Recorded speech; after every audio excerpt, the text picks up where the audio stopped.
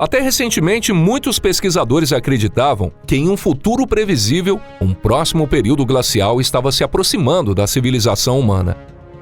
No entanto, desde a década de 1980, todos já sabiam que o problema enfrentado pela humanidade era o oposto disso.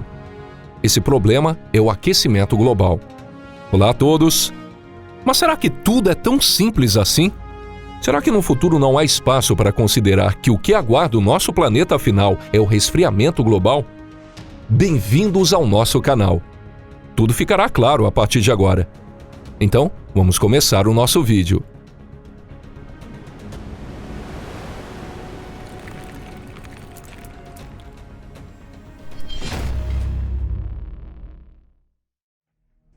Circulação global e efeito de aquecimento global. Como vocês devem saber, a Terra é geralmente considerado o único corpo celeste no Sistema Solar situado na chamada Zona Habitável, a região habitável para a vida. Isso significa que o planeta está recebendo a quantidade certa de radiação solar sob condições de pressão atmosférica, para que a água em sua superfície não evapore e também não congele. Estritamente falando, Marte também está dentro dessa zona habitável, e bilhões de anos atrás havia água e grandes oceanos lá. No entanto, hoje em dia, existem grandes desafios para a presença de água em Marte. Na verdade, o problema em Marte não está na temperatura, mas na atmosfera. Em Marte, a atmosfera é tão rarefeita que a água começa a ferver e evaporar a uma simples temperatura ambiente. No entanto, dessa vez não estamos falando de Marte. Aliás, não é apenas o Sol que influencia a temperatura de um planeta. Os componentes dos gases presentes na atmosfera também são extremamente importantes, incluindo a presença ou ausência dos chamados gases do efeito estufa. Esses tipos de gases retêm o calor do planeta e são precisamente responsáveis pelo efeito estufa. Talvez agora você esteja pensando na palavra frequentemente mencionada por ambientalistas, como pegada de carbono.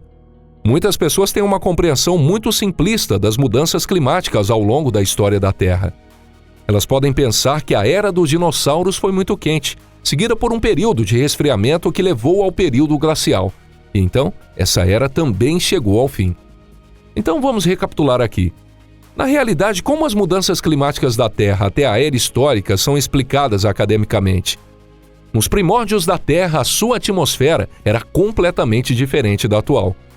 Ela continha muito pouco oxigênio e, em vez disso, era composta por grandes quantidades de dióxido de carbono, metano, amônia e outros gases que se formaram durante o processo de formação do planeta. O metano é também um gás do efeito estufa, assim como o dióxido de carbono, mas possui um efeito estufa muito mais forte do que o dióxido de carbono.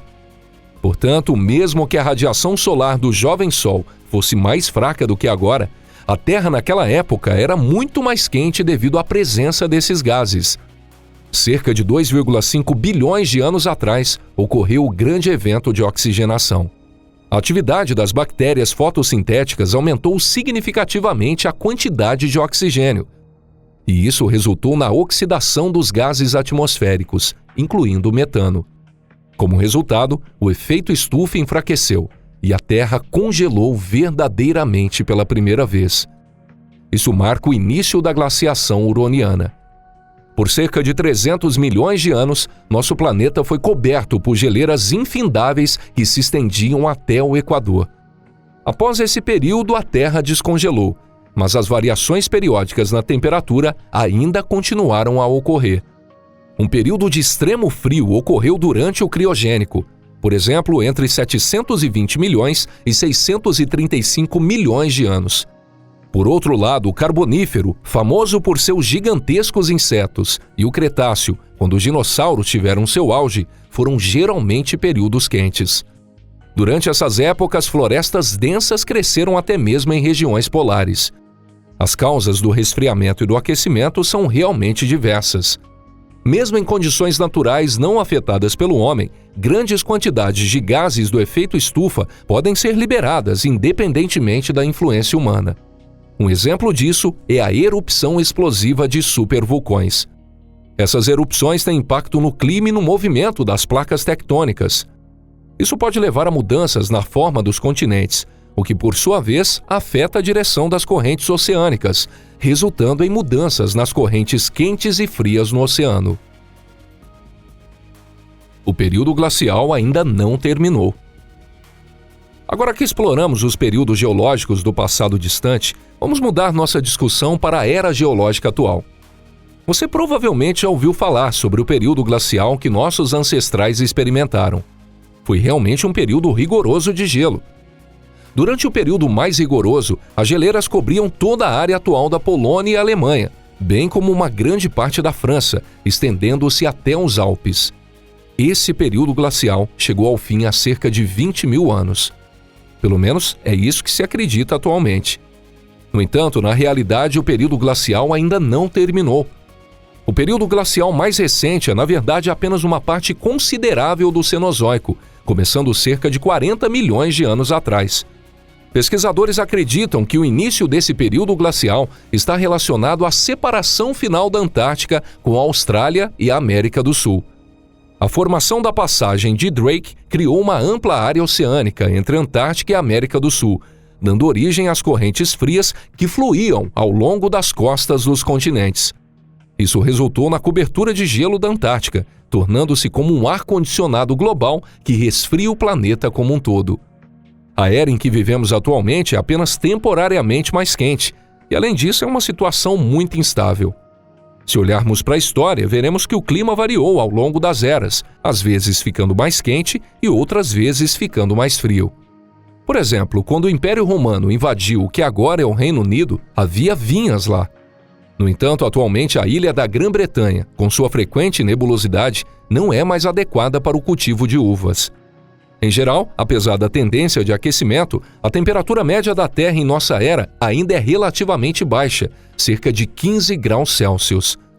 Compare isso com o período Cretáceo, quando a temperatura média da Terra era cerca de 27 graus Celsius. Atualmente, pela primeira vez na história geológica da Terra, os seres humanos estão exercendo influência sobre o clima. Embora a tendência de aquecimento já estivesse presente na época atual, a emissão de gases do efeito estufa na atmosfera pela humanidade agravou significativamente essa tendência, representando uma ameaça real que está se tornando incontrolável. A propósito, será que é realmente impossível voltar atrás? Como mencionado anteriormente, em alguns períodos geológicos, a Terra estava em um estado muito mais quente do que o atual. Os níveis de dióxido de carbono também eram mais altos do que os atuais, mesmo quando levamos em consideração as emissões humanas. No entanto, isso não resultou na extinção da vida na Terra, e as grandes flutuações nos ciclos de resfriamento e aquecimento continuaram acontecendo. Vamos considerar por um momento a situação mais grave, em que grandes desastres são desencadeados pelo aquecimento global. Imaginemos um cenário em que a temperatura média anual aumenta, levando ao derretimento da calota de gelo da Antártida e revelando a superfície da Antártica, que não era visível há milhões de anos. Isso resultaria em um aumento significativo no nível do mar dos oceanos em todo o mundo, levando à submersão de vastas áreas costeiras. Muitas dessas áreas são precisamente os principais centros da civilização tecnológica humana. As regiões costeiras dos Estados Unidos, China, Japão e Coreia do Sul seriam particularmente afetadas, sofrendo danos consideráveis. Há até a possibilidade de algumas delas desaparecerem por completo. No entanto, a Terra e a vida na Terra não desaparecerão por completo. Em algum momento, mais cedo ou mais tarde, por razões, por exemplo, do movimento das placas tectônicas mencionado nesse vídeo, um novo período de esfriamento virá antes da próxima fase de aquecimento. Portanto, mesmo que o aquecimento prossiga e atinja o ponto mais quente, no final das contas, a Terra pode se transformar novamente em uma bola de neve. Falando em movimento das placas tectônicas e atividade vulcânica, há outro ponto de vista a considerar. Nosso planeta onde vivemos já é suficientemente antigo, então o núcleo interno não ficará mais quente. Em bilhões de anos, o interior da Terra eventualmente esfriará completamente, e como resultado, existe a possibilidade de que o movimento das placas tectônicas pare por completo. Os gases do efeito estufa não serão mais liberados na atmosfera sob condições naturais. Em outras palavras, o calor do interior profundo da Terra não mais aquecerá esse planeta. Como se para compensar, a radiação solar se tornará mais intensa. Se essa radiação solar não aquecer suficientemente a Terra, um período glacial severo, comparável ao que começou após o grande evento de oxigenação, pode retornar à Terra. Bom, pessoal, vamos encerrar esse vídeo por aqui. Agradeço a todos que assistiram até o final. Espero que tenham gostado desse conteúdo.